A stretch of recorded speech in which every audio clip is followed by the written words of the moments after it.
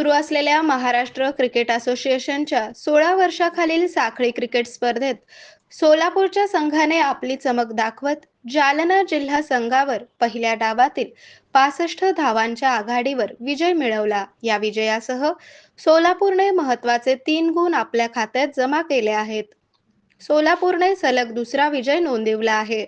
सोलापूरचा कर्णधार संदेश गाडे याने नाणेफेक जिंकून प्रथम फलंदाजीचा निर्णय घेतला।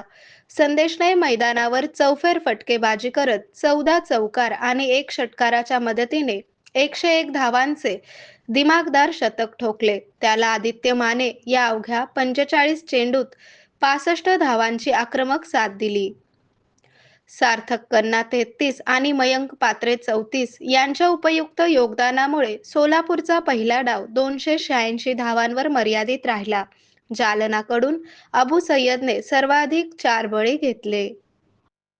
दोन्ही डावात सातत्यपूर्ण गोलंदाजी करत महत्त्वाची गडी बाद करणाऱ्या सोलापूरच्या श्रवण माळीला सामनावीर पुरस्कार देऊन गौरवण्यात आले।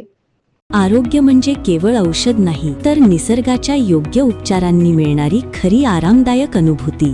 सोलापूरमध्ये निसर्गोपचाराचं विश्वासाचं नाव लिमये निसर्गोपचार केंद्र। इथे उपलब्ध आहेत विना औषध उपचार पद्धती, ॲक्युप्रेशर, ॲक्युपंक्चर, कपिंग आणि मसाज थेरपी। सर्व प्रकारच्या आजारांवर निसर्गाच्या माध्यमातून